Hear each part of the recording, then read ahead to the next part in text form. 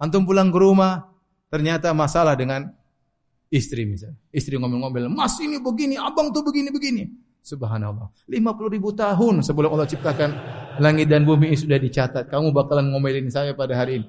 Sudah. Mau diapain? Sabar. Sudah selesai. Antum tidak akan bisa merubah takdir tersebut. Sudah ditakdirkan. Diapain? Ya. Seorang qadarullah, seorang wanita sudah berusaha menikah dapat suami yang buruk. Ternyata qadarullah. Mau diapain? Tinggal sekarang dia menghadapi musibah tersebut, apa yang harus dia lakukan. Tapi ternyata dia dijodohkan dengan lelaki seperti ini, sudah digariskan oleh Allah 50.000 tahun sebelum, bukan sebelum menciptakan antum, 50.000 tahun sebelum Allah ciptakan langit dan bumi. Jutaan tahun yang lalu Allah sudah takdirkan si fulan begini, si fulan begini. Pada tanggal 1 Januari 2020 terjadi hujan dan terjadi banjir. Sudah ditakdirkan belum? Tidak. Ini meringankan diri antum. Ya sudahlah, enggak bisa kita hindari, percuma. Ngomel sana ngomel sini tidak akan bisa dihindari. Yang kita lakukan sekarang bagaimana menghadapi musibah tersebut.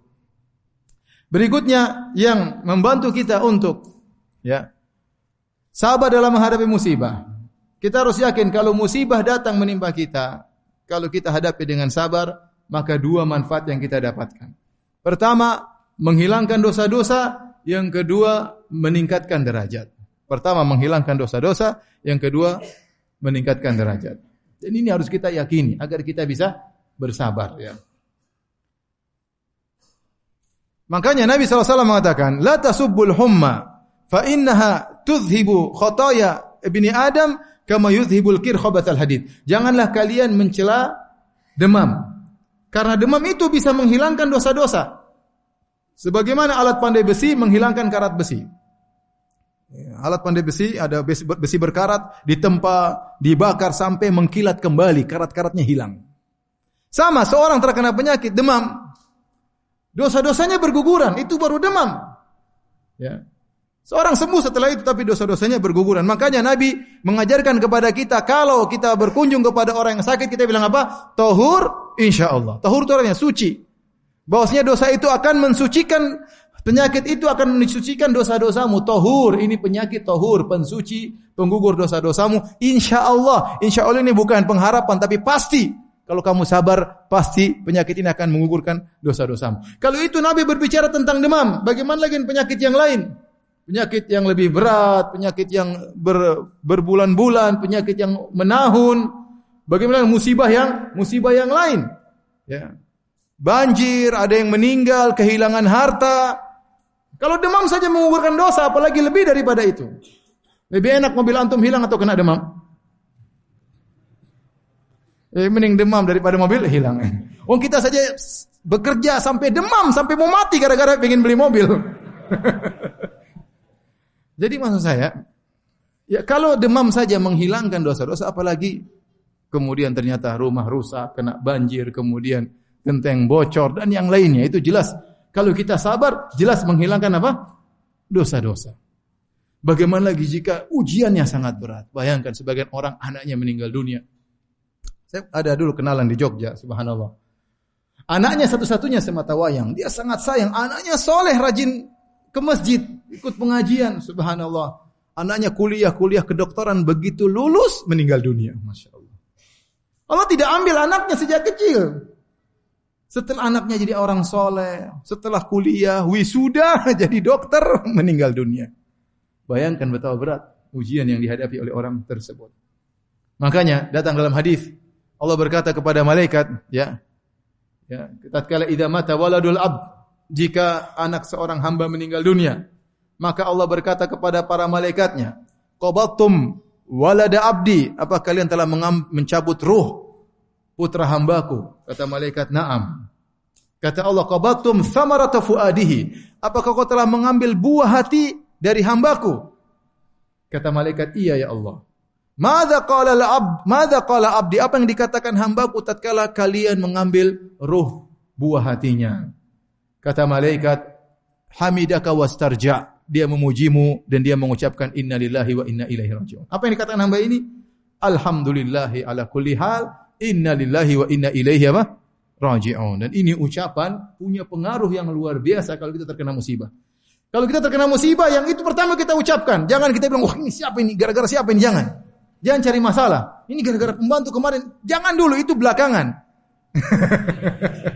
Yang pertama kita bilang, alhamdulillah ala kulli hal, inna lillahi wa inna ilaihi raji'un. Sini. Tapi dengan kita ucapkan itu membuat kita menjadi apa? Kokoh. Alhamdulillah, inna lillahi wa inna ilaihi raji'un. Mau diapain lagi? Mau nyalain pembantu, mau nyalain saya, sudah. Saya punya kawan kemarin. Dia tinggal di mana? Saya lupa. Di daerah Jakarta. Dia tidak pernah banjir sebelumnya. Ustaz, besok saya jemput ya pengajian. Saya kan ngisi pengajian kemarin 1 Januari. Lagi banjir saya ngisi pengajian. Akhirnya dia bilang, saya jemput ya Ustaz. Antum enggak banjir? Enggak. Ya udah. Di rumah enggak banjir. Biasanya enggak banjir. Terus dia ikut pengajian kan 2 sesi. Sebelum duhur sampai setelah duhur. Dia ikut pengajian. Subhanallah. Begitu dia pengajian, tetangganya bilang, tanggul bocor. Akhirnya dia minta maaf, Ustaz saya tidak bisa melanjutkan. Pulang rumah sudah tenggelam. Mobilnya juga apa? Tenggelam. Subhanallah. Dia tidak mengatakan, kenapa tadi saya ikut pengajian? Inna lillahi wa inna ilaihi raji'un. Mau diapain? Ente sudah ditakdirkan ikut pengajian. Seandainya dia tidak ikut pengajian, mungkin selamat. Mobilnya semua selamat. Tapi qadarullah dia ikut apa? Pengajian, akhirnya rumahnya kelelep. Masa mau dibilang gara-gara ikut pengajian apa? Gara-gara Ustaz Firanda sih, coba. Ya sudah, itu namanya qadarullah. Ya, qadarullah mau diapain. Ini sangat menguatkan seorang. Alhamdulillahi ala kulli hal, inna lillahi wa inna ilaihi raji'un. Makanya Allah muji mereka tentang orang-orang beriman, alladzina idza asabatuhum musibatun qalu inna lillahi wa inna ilaihi raji'un. Ulaika alaihim salawatun min rabbihim wa rahmah wa ulaika humul muhtadun.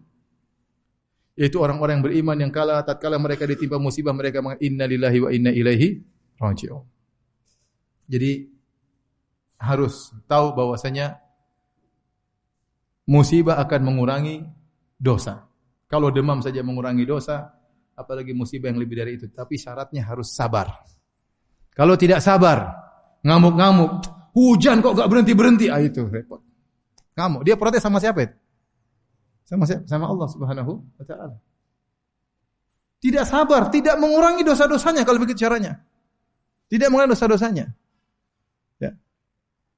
Sabar. Kemudian dia marah-marah, banting sana, banting sini, ya percuma.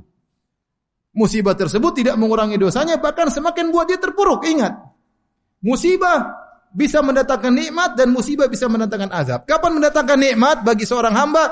Tatkala seorang hamba dengan musibah tersebut semakin dekat dengan Allah Subhanahu wa taala. Dia kembali kepada Allah, dia ingat kepada Allah Subhanahu wa taala. Dia istirja inillahi wa inna ilaihi raji'un, ya. Minta pertolongan kepada Allah, maka itu adalah musibah yang mendatangkan nikmat. Tapi kalau ternyata tatkala musibah kemudian dia merobek-robek bajunya, menjambak-jambak rambutnya, marah sana marah sini, justru itu kata Nabi laisa minna, bukan dari golongan kami orang yang seperti itu. Berarti musibah tersebut merupakan hukuman dan mendatangkan azab bagi dia. Ini di antara yang perlu kita renungkan kalau kita terkena musibah. Bosnya musibah sekecil apapun akan mengurangi apa? Dosa sekecil apapun. Bahkan demam. Oleh karena Nabi SAW menegaskan. Kata Nabi SAW, ya, ma asaba mu'min ya min wasabin wala nasabin wala hammin wala ghammin ya wala adan wala syauka yushaquha illa kafarallahu biha khatayahu. Kata Nabi SAW, tidaklah menimpa seorang mukmin, seorang muslim, mukmin yang beriman kepada Allah, ya, apapun, baik letih, bahkan keletihan, dia letih, capek kerja, itu mengurangi dosa. Ya, capek, letih, kerja, sana, pergi pagi, pulang sore, pergi pagi, pulang malam, terjebak dalam kemacetan, capek, penat, ya, pusing kepala. Kalau dia sabar, mengurangi dosa atau tidak? Mengurangi dosa. Min nasabin wala wasabin, penyakit apapun, pilek, kepala pusing, ya, sakit pinggang, ya, pegal-pegal linu, semua penyakit. Nabi tidak mengecualikan penyakit apapun, kalau dia menghadapi dengan sabar, mengurangi dosa-dosa. Wala hammin wala ghammin wala hazanin. Apa ham? Ham adalah kekhawatiran tentang masa depan. Aduh gimana besok? Gimana? Kekhawatiran dia. Kekhawatiran, ya. Kemudian hazanin, memikirkan masa lalu, Allah buat dia sedih, dia mikir lagi tapi dia sabar. Ingat kembali anaknya yang sudah meninggal dunia. Ingat lagi masalah-masalah masa lalunya yang buat dia bersedih. Ya. Wala ghammin, kegelisahan hati, tiba-tiba dia gelisah. Dengan sebagian ulama mengatakan terkadang seorang hatinya gelisah, tidak tentram, dia tidak tahu apa sebabnya. Hendaknya perlu dia ingat itu menghilangkan dosa-dosanya. Ya. Allah tidak kasih dia musibah yang besar. Allah hanya buat dia apa? Gelisah. Ya, gom itu kegelisahan, gundah gulana. Itu bisa menghilangkan apa? Dosa-dosa. Wala adzan, tidak ada satu gangguan pun orang mengganggunya. Ada orang mencaci makinya, ada orang merendahkannya, ada orang menuduhnya tidak-tidak, orang membahlul-bahlulkan dia, orang menggoblok-goblokkan dia, ya, orang merendahkan dia, semuanya gangguan orang. Kalau dia sabar mengurangi dosa-dosa. Hatta syauka yushakuha, bahkan duri yang mengenainya.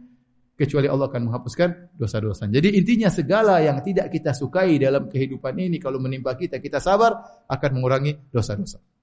Taib. Di antara faedah musibah kalau kita bersabar bukan cuma mengurangi dosa-dosa, mengangkat derajat. Mengangkat derajat. Karenanya datang dalam satu hadis. Sungguhnya Allah melihat kepada seorang hamba, Allah ingin mengangkat derajatnya, Allah sudah takdirkan dia di surga yang tinggi. Tapi ternyata dilihat pada amalannya tidak mencukupi untuk mengangkat derajatnya. Maka Allah kasih dia musibah, sehingga akhirnya pahalanya banyak. Akhirnya dia bisa sampai pada derajat tersebut. Ya. Logikanya sederhana, ini ada orang, Allah ingin masukin di surga yang tinggi. Tetapi dilihat salat malamnya pas-pasan, kadang bangun, kadang enggak bangun. Lihat sedekahnya masih pelit-pelit, terkadang dermawan, terkadang apa? Lebih banyak pelitnya. Kemudian sama orang tua ada dia berbakti tapi kurang baktinya. Sementara Allah ingin surganya tinggi. Bagaimana cara dia dapat pahala yang banyak? Allah kasih musibah. Kenapa orang terkena musibah? Hatinya terenyuh, menangis di hadapan Allah, salat malam, tawakalnya tinggi. Kenapa terkena musibah? Sehingga dari musibah tersebut banyak amal soleh yang bisa dia kerjakan. Ini amal soleh yang dia kerjakan ini mengangkat derajatnya mencapai surga yang tinggi. Mencapai surga yang tinggi. Ya, tadi selain musibah menghilangkan dosa-dosa, musibah juga ya mengangkat derajat seorang. Ya ikhwan, ya akhwat yang dirahmati Allah Subhanahu wa taala. Kita mungkin sering beristighfar, kita ini banyak dosa, tidak ada yang ragu akan hal ini. Selama Anda hidup di zaman now, selama Anda punya HP, selama Anda nonton YouTube, selama Anda punya akun Facebook, Anda pasti berdosa atau tidak? Pasti. Selama Anda buka Instagram, ya. Memang mau lihat kajian Ustadz Firanda, tapi kanan kirinya juga dilihat. Ya. Ya pasti Anda melihat yang haram. Pasti tidak mungkin. Kecuali nanti ada Instagram Salafi mungkin. Tapi enggak ada. Enggak ada sampai sekarang. Mungkin Yahudi yang punya. Ya. Pasti kita maksiat. Taib, kita sering beristighfar. Taib, kita ada istighfar zikir pagi, zikir petang. Istighfar 100 kali pagi dan petang. Oke, sunnah. Mengucapkan sayyidul istighfar. Tetapi kita tidak tahu apakah istighfar kita itu bisa menggugurkan dosa-dosa kita. Apakah kita serius tatkala istighfar? Apakah istighfar kita yang 100 kali ini bisa menggugurkan ribuan dosa kita? Kita enggak tahu. Yang jelas bisa jadi ada dosa-dosa yang kita tidak istighfar darinya karena kita menganggap sepele. Saking seringnya kita melakukan, kita merasa itu bukan dosa dan kita tidak istighfar dari hal tersebut. Tidak semua pandangan haram yang kita lepaskan kita istighfar darinya. Sekarang zaman ini saya bicara kenyataan. Tidak semua orang melihat yang haram langsung dia astagfirullah, man. Belum tentu. Ente sekarang nonton berita, itu yang baca berita buka jilbab atau tidak? Apakah ente waktu nonton astagfirullah, astagfirullah astagfirullah umi, ada apa bi? Astagfirullah. Mana ente begitu? Enggak ada ente astagfirullah begitu. Iya tak? Benar atau tidak? Saya aja enggak begitu. Kenapa? Sudah lalai kita. Sudah hal suatu yang biasa.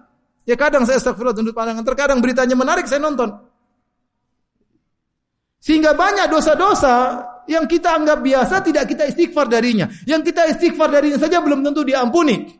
Apalagi dosa-dosa yang kita tidak istighfar darinya. Betapa banyak ghibah tidak kita istighfar. Saking biasanya. Suatu hal yang biasa. Kita ketemu orang ghibah sana, ghibah sini. Merendahkan sana, merendahkan sini. Suatu hal yang biasa. Dan kita tidak berpikir untuk beristighfar darinya. Padahal dia dosa besar. Maka Allah Subhanahu wa ta'ala tatkala ingin menghapuskan dosa-dosa kita yang mungkin kita beristighfar darinya tidak diampuni atau kita tidak beristighfar darinya saking lalainya, Allah berikan apa? Musibah. Maka dengan musibah tersebut dosa-dosa kita gugur. Syaratnya apa? Syaratnya Anda harus bersabar. Harus bersabar. Taib. Yang perlu kita renungkan pula tatkala kita terkena musibah. Ya. Bahwasanya kita husnudzon kepada Allah Subhanahu wa taala. Bahwasanya di balik musibah itu ada yang terbaik bagi kita. Entah kita tidak nampak sekarang atau tidak nampak sama sekali, yakinlah di balik musibah pasti ada hikmah yang Allah kehendaki bagi kita. Makanya Allah berkata, wa asa an takrahu syai'an wa huwa khairul lakum wa asa an tuhibbu syai'an wa huwa syarrul lakum wallahu ya'lamu wa antum la ta'lamun. Bisa jadi kalian membenci sesuatu, ternyata lebih baik bagimu. Dan bisa jadi kalian mencintai sesuatu, ternyata buruk bagimu. Allah yang lebih tahu sementara kalian tidak mengetahui. Dalam ayat yang lain kata Allah, wa asa an takrahu syai'an wa yaj'alallahu fihi khairan katsira. Bisa jadi kalian membenci sesuatu, ternyata di balik kebencian tersebut Allah jadikan banyak kebaikan. Para ulama salaf tatkala menafsirkan ayat ini, wa asa an takrahu syai'an wa yaj'alallahu fihi khairan katsira. Ya. Kata Allah, fa in karihtumuhunna. Kalau kalian benci kepada istri kalian, fa asa an takrahu syai'an. Bisa jadi kau benci sesuatu, wa yaj'alallahu fihi khairan katsiran. Ternyata di balik kebencianmu ada kebaikan yang banyak. Sebagian ulama menyebutkan tentang kisah seorang yang hidup memiliki anak yang sangat saleh, anak yang sangat berbakti kepadanya. Ya. Maka dia ditanya, bagaimana kau bisa punya anak yang saleh? Maka ternyata istrinya menjengkelkan. Istrinya menjengkelkan dan dia sabar dengan istrinya tersebut. Ternyata dari rahim istrinya tersebut lahirlah anak ini. Seandainya dia ceraikan istrinya, seandainya dia tidak gauli istrinya, seandainya dia benci dengan istrinya, tidak akan muncul anak ini. Wa asa an takrahu syai'an wa yaj'alallahu fihi khairan katsira. Bisa jadi kau benci sesuatu, di balik kebencian tersebut ada banyak kebaikan. Maksud saya, ya, kalau kita tidak bisa merenungkan hal ini, kata Ibnu Qayyim, renungkanlah tentang kisah Nabi Khadir bersama Nabi Musa alaihi salam. Tatkala Khadir dan Musa berjalan melewati seorang anak, kemudian Nabi Khadir membunuhnya. Anak tersebut tidak ada dosanya, tetapi dibunuh oleh Nabi Khadir atas perintah Allah Subhanahu wa taala. Maka Nabi Musa bertanya, "Kenapa kau bunuh anak tersebut?" Maka Nabi Khadir pun menjelaskan bahwasanya anak ini di kemudian hari akan menggelincirkan kedua orang tuanya terjerumus dalam kemaksiatan atau kekufuran. Maka dia dimatikan dan bisa jadi Allah gantikan anak yang lebih baik daripada anak ini. Ini logika sederhana kata Ibnu Qayyim rahimahullah taala. Bisa jadi kau cinta sesuatu, Allah ambil yang kau cinta tersebut karena di balik yang kau cintai tersebut ada keburukan. Bisa jadi seorang lahir anaknya, kemudian begitu lahir meninggal dunia. Dia tidak tahu ternyata anak ini kalau besar kemudian cacat, kemudian berat, belum tentu dia sabar menghadapi anak ini. Atau bisa jadi kalau besar anak ini nakal, ya sudah, dia ridho dengan keputusan Allah. Ya, bahwasanya apa yang Allah takdirkan saat itu lebih baik bagi dirinya. Ya. Karena banyak hal yang kita tidak tahu di balik musibah-musibah yang menimpa kita. Terkadang kita terkena musibah agar kita tidak sombong, agar kita tidak angkuh. Kita sudah lama tidak ibadah kepada Allah. Kita sudah lama tidak terenyuh kepada Allah, kasih musibah. Akhirnya kita tiap malam salat malam. Jadi banyak. Bisa jadi intinya kalau Allah kasih kita musibah, kita husnudzon. Bahwasanya di balik musibah ini pasti ada kebaikan yang Allah kehendaki. Taib hadirin dan hadirat yang rahmati Allah Subhanahu wa taala. Di antara hal yang memudahkan kita untuk meninggalkan musibah. Kalau kita terkena musibah, maka ingatlah kebaikan-kebaikan Allah yang Allah berikan kepada kita. Sering, sudah banyak. Ini musibahnya sesekali. Ya akhi, banjir cuma berapa hari ya akhi? Tanya antum, banjir berapa hari? Ya. Dari tanggal 1 sampai tanggal 2. Tanggal 3 sudah surut. Taruhlah 3 hari. Antum bertahun-tahun tidak banjir. Ya tidak? Maka jika dibandingkan dengan antum tidak banjir selama ini, banjir sehari, 2, 3 hari, ya itu kecil dibandingkan dengan yang selama ini Allah berikan kenikmatan. Ya. Makanya Nabi Ayub alaihissalam tatkala dikasih musibah, ya, kemudian dikasih penyakit 7 tahun, dia mengatakan apa? 70 tahun atau sekian puluh tahun Allah berikan saya kesehatan. Dia sabar menghadapi itu semua. Dibandingkan 7 tahun, dibandingkan kesehatan puluhan tahun, tidak ada bandingannya. Oleh karenanya, ya, di antara sifat manusia yaitu ingat-ingat musibah dan lupa dengan kenikmatan yang Allah berikan kepadanya. Maka seorang tatkala terkena musibah, segera dia ingat-ingat nikmat yang pernah dia rasakan. Saya dikasih banyak kenikmatan oleh Allah Subhanahu. Sesekali saya dikasih sakit, sesekali saya dikasih musibah, sesekali saya dikasih banjir, pasti ini adalah kebaikan bagi saya. Banyak faedah, kita tidak sombong, tidak angkuh. Kita kembali kepada Allah Subhanahu wa taala, kita tahu bahwasanya alam ini ada yang menguasainya, Allah Subhanahu wa taala. Kita kembali sadar untuk bertobat dari dosa-dosa yang kita lakukan, kita banyak istighfar dan banyak faedah tatkala seorang terkena musibah. Ya, dengan demikian maka dia akan merasa ya, lebih ringan. Makanya disebutkan ada seorang tatkala melihat orang lain sedih murung, maka dia bilang, ini 2 kertas colok kamu ngisi. Satu isi tentang musibahmu, satu isi tentang nikmat yang kau rasakan. Ya, dia ngisi tentang musibah, mungkin sakit hati. Ya. Kemudian tidak punya duit misalnya, atau ngelamar ditolak, misalnya banyak, 1, 2, 3, 10 poin, taib 10. Tapi coba dia isi tentang daftar kenikmatan yang dia rasakan, banyak sekali. Kesehatan, pandangan yang ini, pendengaran yang baik, ya.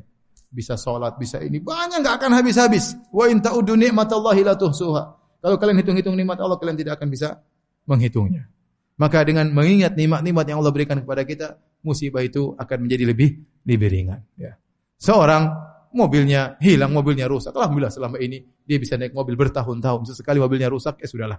Ini musibah. Ya. Sesekali Allah berikan, tentu ada hikmah di balik musibah ini. Ya. Taib. Di antaranya yang meringankan kita tatkala terkena musibah, lihat kepada orang yang lebih parah musibahnya. Kata Nabi SAW, la tanzuru ila man fawqakum, walakin inzuru ila man asfala minkum fa innahu ajdaru alla tasdaru nikmatallahi alaikum. Janganlah kalian lihat ke atas, tapi lihatlah orang yang di bawah kalian, maka kalian tidak akan meremehkan nikmat yang Allah berikan kepada kalian. Orang terkena musibah apapun pasti ada yang lebih parah daripada yang dia alami, ya. Sekarang kita bicara banjir, tempat lain ada yang lebih parah, ada yang rumahnya hilang, ada yang meninggal dunia. Kita tidak usah bicara luar, di Indonesia saja. Tingkatan banjir bertingkat-tingkat atau tidak? Bertingkat-tingkat.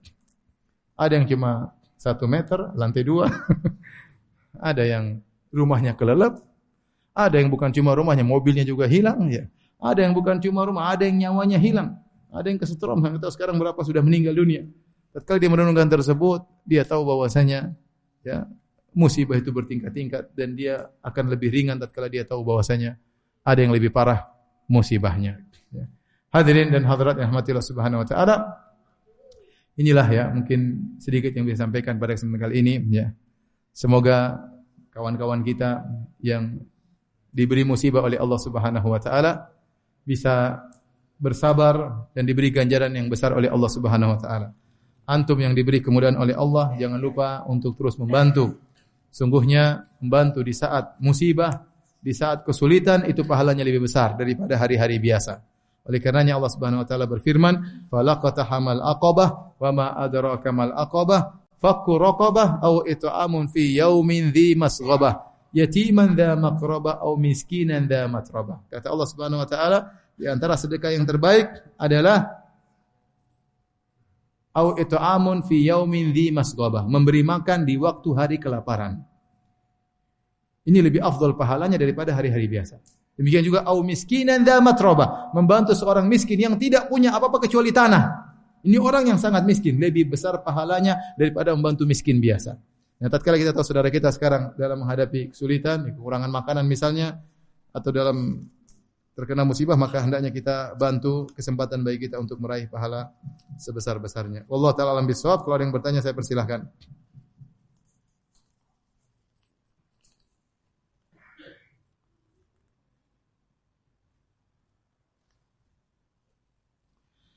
Apakah sama levelnya sabar terhadap sakit yang disebabkan oleh diri kita sendiri dan sakit yang Allah beri bukan karena maksiat kita? Apakah sama levelnya sabar terhadap sakit yang disebabkan oleh diri kita sendiri dan sakit yang Allah beri bukan karena maksiat kita? Contoh kecelakaan karena ugal-ugalan dengan pusing tanpa sebab. Sakit ya, sakit yang Allah berikan kepada kita mau karena maksiat yang kita lakukan atau karena Allah ingin mengangkat derajat kita, ya, yang penting pahalanya di mana? Di sabarnya. Pahalanya di mana? Di sabarnya. Sejauh mana Anda semakin sabar meskipun itu musibah karena maksiat kita. Atau ternyata musibah untuk mengangkat derajat kita. Yang Allah lihat apa? Sabarnya. Bahkan sebagian ulama mengatakan musibah itu sendiri tidak otomatis mendatangkan musibah. Saya ulangi. Sebagian ulama seperti Ibnu Qayyim rahimahullah beliau memperinci, tapi di antaranya perinciannya beliau menjelaskan bahwasanya musibah yang menimpa tidak otomatis mendatangkan pahala. Pahala dilihat dari mana sikap Anda terhadap musibah tersebut. Paham? Orang mencaci maki Anda belum tentu Anda dapat pahala. Tapi bagaimana sikap Anda menghadapi cacian makian tersebut? Itu yang pahalanya dilihat dari situ. Ya, karena pahala ditinjau dari sikap seorang hamba, bukan dari perbuatan Allah terhadap hamba. Musibah yang menimpa perbuatan Allah terhadap hamba bukan? Allah yang mentakdirkan. Nah, pahala dilihat dari mana? Dilihat dari sikap hamba terhadap takdir tersebut. Oleh karena penyakitnya apa? Sakit gara-gara tabrakan, gara-gara ugal-ugalan, atau karena pusing. Yang dilihat bukan pusingnya, bukan kecelakaan. Yang dilihat bagaimana sikap Anda menghadapi musibah tersebut. Itu nilai pahalanya. Semakin tinggi sabar Anda, semakin besar pahala.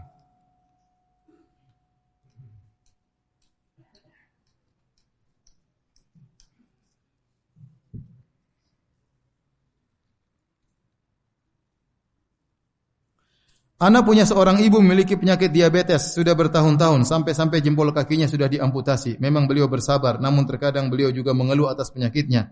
Apakah akan menghapuskan dosanya dengan bersabar seperti itu? Jelas, ya. Kalau demam saja menghilangkan dosa-dosa, apalagi apa? Diabetes. Ya. Kalau terkadang dia mengeluh, segera dia istighfar. Manusia tidak ada yang bisa imannya bertahan terus. Kalau tatkala ibu mengeluh, bu istighfar, bu ingatkan. Ya. Karena itu akan mengurangi apa? Pahalanya. Ya, tetapi yang dia sabar selama ini tentu akan ada pahalanya. Ya. Ustadz, ana punya istri sudah mengenal sunnah, tetapi dia sangat kasar. Kasihan. Terkadang kalau marah, ini istrinya orang Karawang bukan? Ustadz, ana punya istri sudah mengenal sunnah, tapi dia sangat kasar. Terkadang kalau marah suka memaki ana dengan kata-kata kasar. Ana berusaha bersabar. Bilang apa? Ini 50.000 tahun sudah Allah tahu.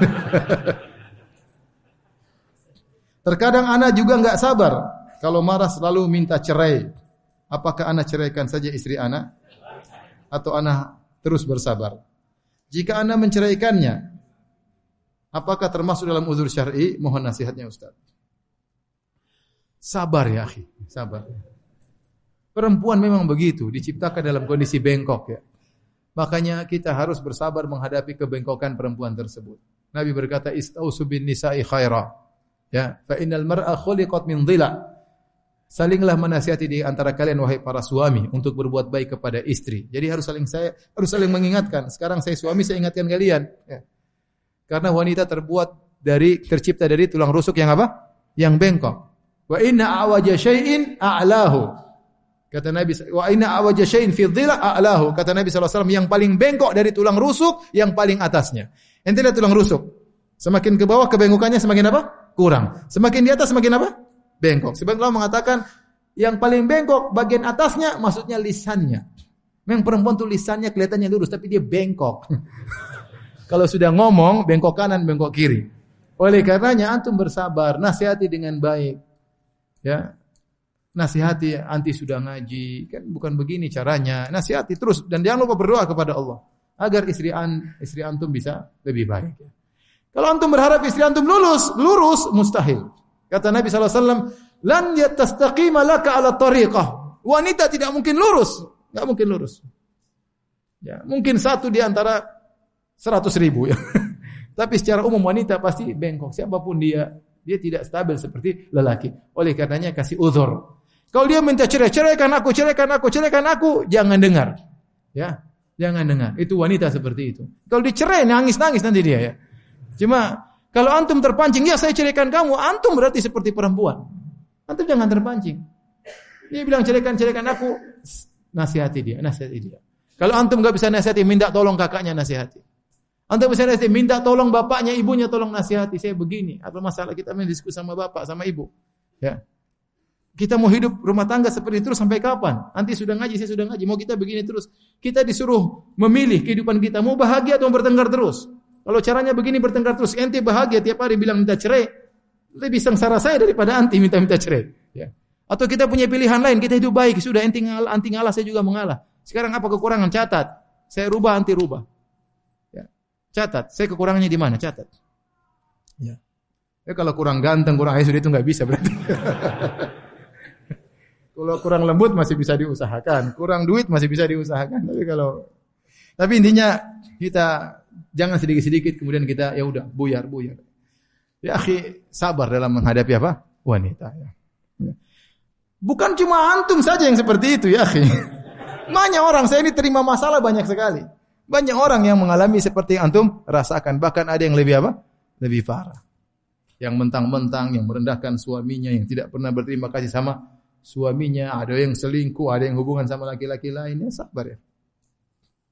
Kalau dalam kondisi memang darurat, sudah antum nasihati bertahun-tahun tidak berubah, sudah antum sholat, antum berdoa tidak berubah, ya sudah. Antum ceraikan enggak ada masalah.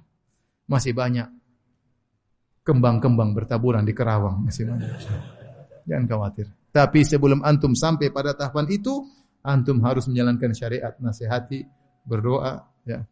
Terus sampai antum punya uzur di hadapan Allah. Ya Allah, saya sudah nasihati dengan sebaik-baiknya, dengan selembut-lembutnya bertahun-tahun, maka saya ceraikan dia. Kalau antum ditanya oleh Allah, antum punya uzur. Tapi antum baru sedikit, kemudian antum ceraikan ya. Gimana nanti kalau tanya oleh Allah pada hari kiamat?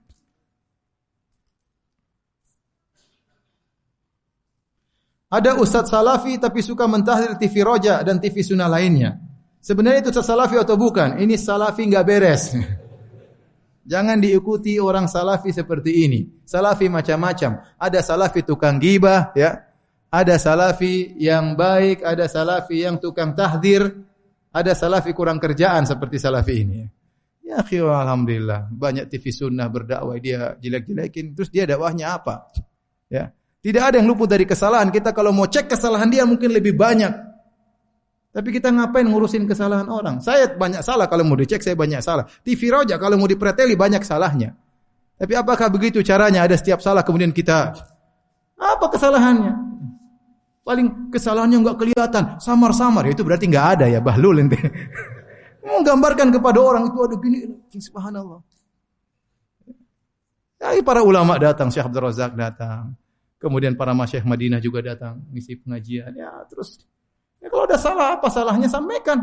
Kalau ternyata perkara yang pasti salah, ya segera insya Allah saya rasa Ustaz Roja akan berubah menjadi memperbaiki diri. Tapi kalau ternyata perselisihan masalah khilafiyah yang bisa jadi dia yang salah, kemudian dia memaksakan diri, ngapain kita dengan orang seperti ini? Ini orang kurang kerjaan. Ya akhi, sekarang kita hadapi banyak permasalahan dalam dakwah. Ada orang liberal, ya. Ada orang kafir banyak sekali yang menyebarkan syubhatnya, banyak orang ateis. Ya, banyak bidah-bidah, masih banyak bidah akidah, masih banyak orang sufi-sufi yang tersesat, kemudian kita sibuk ngurusin seperti masalah ini. Saya nasihati antum dapati ada ustaz seperti ini, jangan hadir di majelisnya. Meskipun dia salafi, kita bilang salafi kurang kerjaan, paham? Tinggalkan dia. Kalau antum duduk dengan orang seperti ini, mulut antum jadi kotor, gibah, antum tidak pernah tabayun, tidak pernah cross check, jelek-jelekan ustaz yang lain, ente mampus hari kiamat nanti. Betapa banyak mereka tuduhkan kepada saya bohong demi Allah, dan betapa banyak orang datang ke saya minta maaf. Mereka tuduh dengan tuduhan, saya ngapain saya ngurusin, sudah biarin aja lah. Ya ngapain, kalau ada orang gila jangan ikut gila. Biarin dia gila sendiri, paham? Ini sekarang saya sudah terpengaruh kegilaannya. Oleh karenanya ada orang seperti ini, tutup, jangan datang ke pengajiannya. Ustaz dia salafi kurang kerjaan, sudah, tutup. Ya, masih banyak saya mau ngaji. Ente saja fikih tohara belum selesai, fikih salat belum selesai, fikih nikah belum selesai, apalagi fikih poligami belum selesai. Terus mau bicara masalah gitu ngapain? Akidah wasitiyah belum tamat. Apakah ustaz-ustaz kita tidak belajar? Ustaz Roja tidak belajar? Belajar, ada yang belajar di Yaman, ada yang belajar di Madinah. Ya. Kalau mereka punya salah, semua orang punya salah. Tapi salahnya apa dulu? Apakah benar-benar perkara yang benar-benar salah atau perkara perselisihan? Bisa jadi dia yang salah, bukan kita yang salah. Kalau kita mempreteli kesalahan dia mungkin banyak, cuma kita enggak mau kurang kerjaan seperti dia. Paham? Dan antum jangan tanya-tanya gini lagi.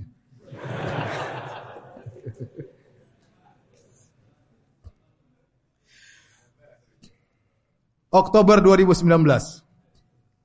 Prolog. Pertanyaan segini. Ini pertanyaan niat betul pertanyaannya. Saya bacakan antum dengar. Antum sabar dengar pertanyaannya. Prolog.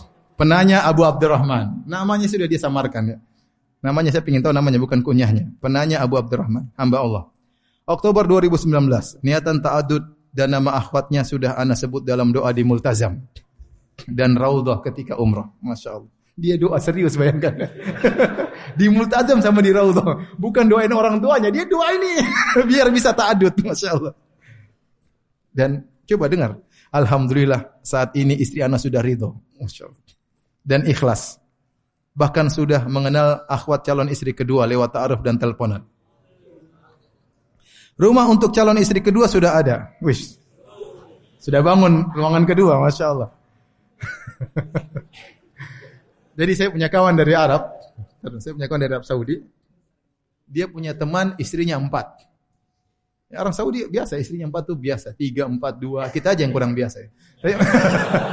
Mereka istrinya banyak biasa. Suatu hari dia jalan sama teman saya itu, teman saya jalan sama dia, tiba-tiba masuk di sekitar seperti ruangannya, tiba-tiba ada pintu kecil kebuka, ditutup lagi. Ada ruangan khusus. Terus teman saya tanya, "Ente apa ruangan itu?" Kata dia, "Ini kalau istri semua demo, saya tinggal di situ." Kalau istri semua demo, saya sembunyi di ruangan itu, biar tentram. Jadi orang adut itu ada bahagianya, ada juga apa? Sedihnya, biasa. Baik. Kita lanjutkan. Rumah untuk calon istri kedua sudah ada, warisan dari ayah yang sekarang kosong tidak dihuni. Akhwat dan ibunya sudah setuju jika ana nikahi dan dijadikan istri kedua. Tinggal menunjuk akhwatnya selesai pesantren dan meyakinkan wali keluarga besar akhwat serta mertua istri ana mohon doanya agar diberikan kemudahan. Amin. Wis. Pertanyaannya. Ketika ortu akhwatnya sudah lama bercerai, apakah wali tetap ada di posisi ayah kandung atau boleh berpindah meskipun ayah kandungnya masih hidup? Karena qadarullah mereka sedang ada konflik dan sepertinya keluarga akhwat lebih memilih pamannya dijadikan wali. Jawabannya tidak boleh kecuali kepada bapak kandungnya. Kecuali bapak kandungnya tidak mau menikahkan tanpa alasan syar'i, maka baru berpindah perwalian, tapi hendaknya perwalian tersebut yang menggugurkan adalah wali hakim, di pemerintah. Laporkan kepada pemerintah, apalagi ini kan kalau setuju gampang. Tinggal urus secara resmi, nanti bapaknya dipanggil untuk menjadikan wali. Kalau bapaknya tidak mau dengan alasan macam-macam, boleh perwaliannya digugurkan. Berpindah kepada wali yang lain. Apakah kepada kakeknya, kemudian kepada anaknya, baru kepada pamannya. Apakah pernikahan kedua di situ dan seterusnya itu membuka menambah rezeki baru dan tidak mengurangi rezekinya istri yang pertama?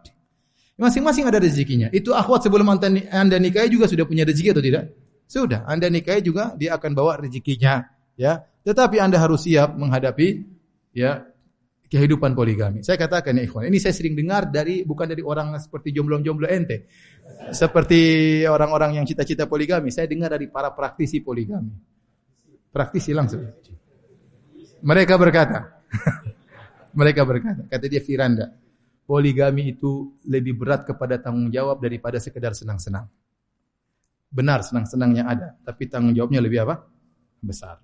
Ente urus 2 rumah, anak-anak dari 2 istri, harus pandai menghadapi, harus adil dan yang lainnya, punya 2 mertua, punya 2 kerabat yang besar, ya. Maka pertanggungjawaban itu lebih berat daripada sekedar apa? Senang-senang. Maka pertanyaan, apakah pernikahan kedua membuka rezeki baru? Insyaallah membuka rezeki baru. Yang penting nanti niatkan karena Allah Subhanahu wa taala. Adakah keutamaan jika kita melaksanakan akad nikah di tanah suci? Apakah dapat pahala 100.000 seperti sholat? Enggak lah. Seperti pahala 100.000 kali nikah? Enggak. Mohon doanya. Ana ada rencana mempertemukan mertua istri ke-1 dan istri kedua di Baitullah insyaallah. Mohon buku mukjizat poligami dicetak lagi Ustaz. Ana cari langka banget. Bikin banyak orang hasad nanti begini. Insyaallah ya. Baik.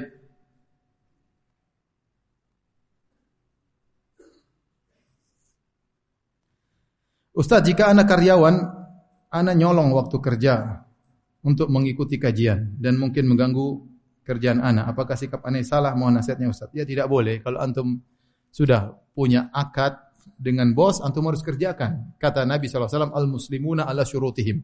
Illa syartan halal haraman au harrama halalan. Kaum muslimin harus berjalan di atas kesepakatan mereka dengan syarat yang mereka tetapkan, kecuali syarat yang menghalalkan yang haram atau syarat yang mengharamkan yang halal. Kalau antum sudah sepakat jam kerja sekian, jam sekian, maka itu amanah. Antum terima gaji, maka antum harus kerja sesuai dengan amanah yang antum sepakati. Kalau antum ikut pengajian, antum minta izin. Kalau tidak diizinkan, antum bilang, mohon maaf saya mau pengajian, tolong diizinkan saya ganti di waktu yang lain. Tapi antum pergi saja tanpa minta izin, maka antum salah. Antum harus lapor dan bagian jam antum bolos itu antum sampaikan kepada mereka, ini gajinya tolong dipotong atau antum lembur untuk diganti di waktu yang lain. Saya mau mengkhidbah akhwat. Dua pihak telah setuju, tapi pihak akhwat tiba-tiba membatalkan. Apakah sabar dalam hal tersebut meningkatkan derajat anak? Jelas. Bilang apa? Alhamdulillah ala kulli hal, inna lillahi wa inna ilaihi raji'un.